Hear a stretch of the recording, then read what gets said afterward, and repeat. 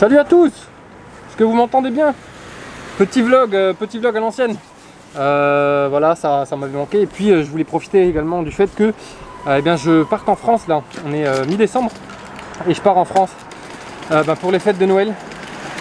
Voilà. Donc pour ceux qui sont nouveaux sur la chaîne, voilà, j'habite au Japon et donc je retourne voir mes proches en France.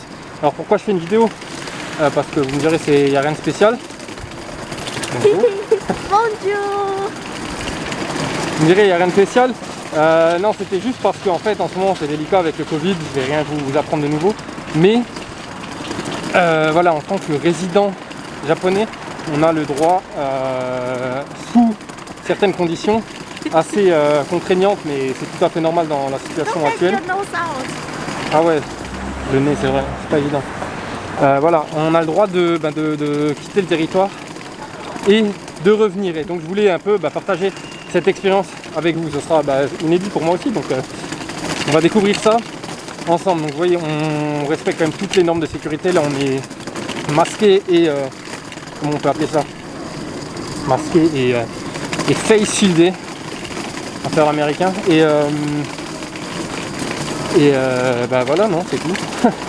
C'est tout pour éviter toute propagation du virus, hein, tout simplement. Ça tombe sous le sens, je pense. Donc voilà, là on est à Tokyo et on se dirige vers la ligne Yamanote.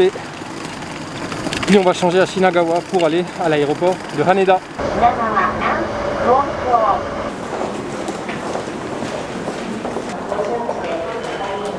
On vient d'arriver à l'aéroport de Haneda, après environ 50 minutes de train. Et sans grande surprise, la première chose qui frappe, c'est que c'est vide, c'est abusé, ça fait vraiment bizarre. Pouh, j'ai jamais vu ça. Voilà, moi je vais aller m'enregistrer et puis je vous montre tout ça.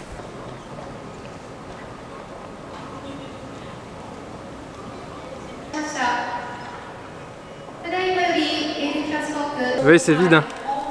Et je sais pas, à vue d'œil, je dirais qu'il y a 1% à peu près de visiteurs, ce qu'il y a habituellement. Ce qui est choquant aussi, c'est là derrière moi, à Haneda, enfin choquant, surprenant à dire. À Haneda, il y a tout un espace avec des restaurants qui a été designé comme si c'était le Japon traditionnel. Et là, c'est fermé, il n'y a pas accès, forcément, vu qu'il n'y a pas de clients. J'espère juste que le duty free, il est ouvert, parce que j'ai encore un cadeau à acheter. Voilà, pour un de mes cousins qui aime bien la picole, hein, le cousin. J'avais envie de lui prendre un whisky, un bon whisky japonais, mais sauf que j'ai pris qu'un sac à dos, j'ai pas pris de valise cabine, et donc forcément les liquides ils sont pas autorisés. Donc j'espère que ça va le faire. Non, c'est bon, le duty free était ouvert, j'ai trouvé ce que je voulais, mais c'est pire que de l'autre côté, hein. Regardez derrière moi, c'est genre archi vide. L'avantage c'est que tout va très vite, hein. Je crois que c'était le record là, enregistrement, sécurité, douane et shopping, ça m'a pris 10 minutes à tout casser. Donc voilà, on essaye de voir le bien, on essaye, comment on dit encore? Essaye de voir le positif. Un mal pour un bien, voilà, c'est ça que je voulais dire. Rien à voir. Donc voilà, maintenant il y a 3 heures à tuer. Parce que je suis un peu une flippette. J'ai encore jamais raté d'avion. Et j'aimerais que ça continue. C'est pour ça que je viens souvent très en avance. Donc là je suis parti 5 heures avant mon vol, donc 1 heure de route. Donc voilà, je suis 3h30 en avance. Au moins je suis tranquille, j'ai le petit PC avec les petits animés, les petits mangas à lire, quelques épisodes de Mandalorian. Et voilà, on va essayer de tuer ces 3 heures du mieux qu'on peut et essayer de trouver à manger également.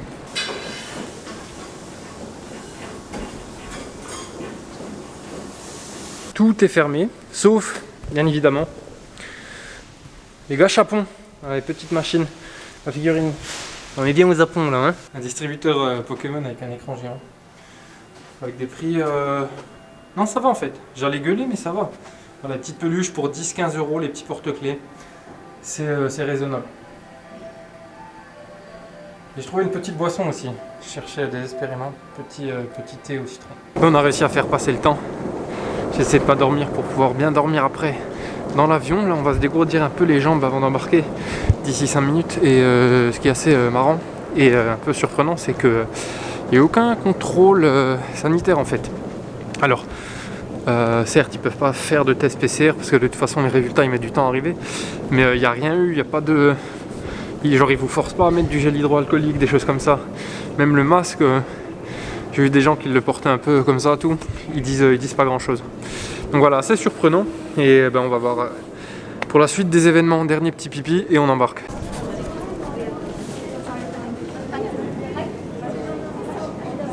Finalement on est arrivé dans l'avion et on a eu un test sanitaire, un test de température juste avant d'embarquer.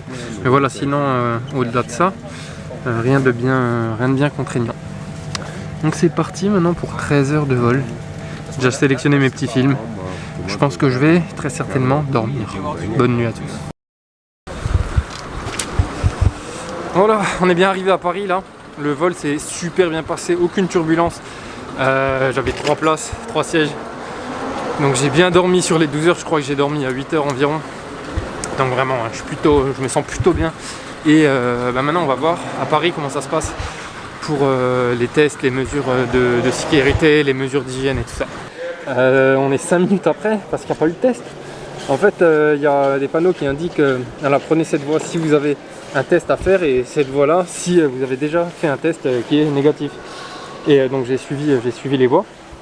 Mais il n'y a pas de test, alors je sais pas si c'est parce que il est tôt, là il est 4 h du matin, ou si c'est parce qu'il n'y a pas de test de manière générale, mais je trouve ça assez surprenant quand même. Voilà, après là Charles de Gaulle aussi vide, ça fait très bizarre. Je sais pas si vous entendez, il y a une petite musique jazzy, et ça me fait penser un peu à BioShock, il y a la même ambiance que dans BioShock, genre un peu lugubre, tu vois. C'est vraiment bizarre, je vais vous montrer quelques images et puis on va déjà se laisser là sur la partie aller de ce petit aller-retour et on se revoit d'ici 2 semaines parce que la prochaine étape ce sera le test PCR à faire pour le retour au Japon. Voilà, le Japon, comment dire, je suis un peu fatigué quand même. Le Japon demande un test PCR négatif dans les 72 heures avant le vol. Donc ça risque d'être un peu l'aventure parce que parfois les résultats ils mettent du temps à venir et que je prends mon vol retour le 3 janvier. Donc voilà, au niveau des jours fériés, tout ça, ça va être un peu juste. Mais voilà, on va voir comment ça se déroule. Bon les amis, on est de retour 2 semaines après. Voilà, je suis déjà à Charles de Gaulle. Mais je vais vous raconter d'abord comment ça s'est passé pour les tests PCR parce qu'il y a les tests PCR à faire 72 heures avant l'embarquement. Alors moi là j'embarque le 3 janvier à 23 h. Du coup c'était un peu juste parce que au plus tôt je pouvais le faire le jeudi, donc le 31 à 23 h c'était impossible vu que voilà, tout est fermé. Et le premier c'était fermé également vu que c'est férié. Donc je suis allé hier, la veille du vol, donc j'étais un peu stressé. Voilà, je suis allé faire un test à 8h50 du matin dans un laboratoire, c'était un test PCR. Donc j'ai eu un prélèvement dans le nez, je sais pas si vous en avez déjà fait mais c'est super désagréable, on a l'impression de boire la tasse. Et par précaution j'en ai fait un second, donc un test antigénique dans une pharmacie. Donc là le résultat à la pharmacie c'est arrivé au bout d'un quart d'heure et le résultat du labo c'est arrivé en fin de journée, donc ça a pris environ 8 heures. Donc tout ça c'était hier. Et ensuite il faut faire remplir un papier spécifique fourni par le gouvernement japonais. Voilà, pour dire que vous n'avez pas le Covid et ça faut le faire remplir par un médecin. Donc c'était un peu juste. Heureusement j'ai une pote médecin généraliste qui m'a aidé, donc je la remercie. Voilà, on a fait ça le dimanche, elle a mis son tampon, donc tout est bon.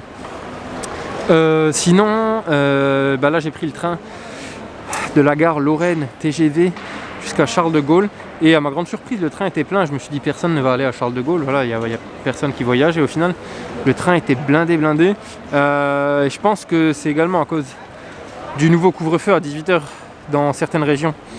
Parce que là, j'avais le train à 15 h. Donc beaucoup de gens, je pense, qui travaillent sur Paris ou qui étaient voir la famille pendant les fêtes, ils rentrent tous à la maison. Donc avant 18 h, là, dimanche 3 janvier. Et là, on est à Charles de Gaulle. Et c'est également blindé. Voilà, alors ça n'a pas l'effervescence qu'on peut retrouver de temps en temps, enfin en temps normal quoi. Mais là, je sais pas, je vais me lever. Je vais vous montrer quand même. Bon là, je suis pas malin, il y a un panneau. Là, vous voyez, de ce côté-là, il y a du monde. Voilà, il y a du monde. il y a du monde. Donc là j'ai 6 heures à attendre parce que comme je vous ai dit en début de vidéo, je suis toujours un peu en flip. Donc voilà, je préfère être bien en avance. Donc on va se mater une petite série, un petit match de Chelsea aussi là qui est un coup d'envoi dans une demi-heure. Et ensuite on va voir comment ça se passe au niveau des tests au départ de Charles de Gaulle. Bon, j'ai passé 4 heures là, 4-5 heures à attendre. On n'a toujours pas été testé. Ni température, ni voilà, rien d'autre. Par contre, il y a une dame qui est venue nous voir pour faire remplir un questionnaire de santé avec un petit code QR. Donc voilà, c'est demandé par les autorités japonaises. Donc là, on va embarquer d'ici 10-15 minutes. Et je vous tiens au courant après si on fait un test, voilà, pour monter dans l'avion ou pas. Et des autres éventuelles modalités à remplir. On les a mis petits bons dans le temps. Je suis arrivé à Tokyo là, je parle pas très fort parce que c'est super silencieux. Donc voilà, je vais vous faire un petit bilan de tout ce qui s'est passé depuis l'attente à Paris. Alors on a eu quand même un test de température sur le front à Paris et il y a eu la vérification de ce papier-ci, donc le papier qui est fourni par le gouvernement japonais qui est à remplir par un médecin pour montrer qu'on est négatif au test Covid. Et ensuite dans le vol, rien de plus qu'à l'aller, si ce n'est que le vol était encore plus vide. Je pense que l'avion était plein à 10%. Donc ça, tout s'est bien passé. Et l'arrivée à Tokyo, c'est beaucoup plus, c'est beaucoup plus encadré qu'à Paris. Donc on passe par plusieurs étapes pour les tests. Il y a des papiers à remplir, notamment sur la durée de la quatorzaine, enfin le moment exact à laquelle elle commence et elle s'arrête, et les pays visités. Donc là pour moi en l'occurrence c'était que la France. Ensuite il y a un test à passer, un test salivaire. Donc là je vous recommande de bien boire pendant l'avion parce que ça peut être difficile de produire de la salive quand on a la gorge sèche. Voilà, bien boire de l'eau et éviter les boissons l'alcool qui déshydratent et les autres boissons déshydratantes. Je crois que le café c'est le cas également. Et puis là donc après avoir passé toutes ces postes aux frontières, on attend les résultats. Donc là ça va, il n'y a pas trop de monde, ça doit faire 10 minutes que j'attends. J'espère que ça va pas prendre trop longtemps non plus. Et puis après ça, on va pouvoir conclure la vidéo sur la dernière étape qui est le retour à la maison. Comme on est en 14e, on n'a pas le droit de prendre les transports en commun, donc on a le droit de louer une voiture, de prendre un taxi privé. Il y a des navettes spéciales mais qui ramènent que à certains hôtels, et sinon on peut rentrer à pied ou rentrer en vélo. Donc moi j'ai loué une voiture et on va voir tout ça, comment ça se passe. Ah oui, dernière petite chose, je suis désolé mais je voulais vous filmer tout le processus, mais bien évidemment tout c'est interdit. Voilà. Il y a des panneaux comme quoi la vidéo et même la photo sont interdites, comme au poste aux douanes, des choses comme ça. Donc voilà, je suis désolé. Voilà, on est enfin dehors. Donc ça a pris en tout 45 minutes pour avoir les résultats du test, sachant que j'étais un des premiers. Donc voilà, ça va, disons qu'en 1h15, j'étais sorti de l'aéroport. Et là donc on attend la voiture parce que j'ai fait la réservation à 22 h qui était l'horaire la plus tard possible, mais le guichet il ferme à 20 h, ce qui est très malin. Donc on a dû appeler et eux ils vont venir nous chercher pour nous ramener à un autre garage Nippon Rent-A-Car là, pour louer la voiture. Bon, voilà, on arrive à la fin de la vidéo. Petite conclusion, je suis sur le toit de mon immeuble parce que c'est le seul endroit où je peux sortir vu que je suis en quarantaine. Non, j'abuse un peu, on a quand même le droit d'aller acheter à manger. Mais voilà, j'aime bien venir prendre l'air ici. Bref, donc je m'excuse une nouvelle fois d'avoir pas pu vous montrer beaucoup d'images, mais il y avait pas mal d'endroits où c'était interdit de filmer, tout simplement. Mais j'espère que ça a pu quand même vous apprendre deux, trois petites choses si vous êtes dans le même cas que moi, c'est-à-dire résident au Japon et qui voulez voyager. Pour les touristes, par contre, je suis désolé, mais ça va falloir prendre votre mal en patience parce que les rumeurs disent que les frontières rouvriront au mois de juillet ou après les JO, mais j'ai pas envie d'être pessimiste, mais plutôt réaliste. Je pense que ça va prendre encore un bon bout de temps. Et si j'étais vous, je planifierais rien de toute l'année 2021. Ou alors vraiment en fin d'année, novembre, décembre. Et dernière chose, je tenais juste à vous dire que vous avez beaucoup de mérite parce que je me suis rendu compte en allant en France, de la chance que j'ai de vivre au Japon, parce que nous on n'a pas de confinement et pourtant le Covid a été mieux géré en termes de chiffres en tout cas qu'en France. Donc voilà, vous avez fait face à quelque chose de très difficile, hein. Moi, en 2 semaines là, enfin c'était même pas un confinement vu que c'était juste le couvre-feu, je devenais déjà fou, et vous ça fait des mois que ça dure, donc franchement bravo à vous, et je vous envoie de la force, c'est le minimum que je puisse faire. Donc voilà, essayez de stay strong comme on dit. Et voilà, j'espère que les choses vont revenir dans l'ordre assez vite. Je vous remercie déjà d'avoir pris le temps de regarder cette vidéo qui était quand même assez longue au final. Et puis on se dit à très bientôt pour de nouvelles aventures au Japon. Merci à tous, ciao ciao.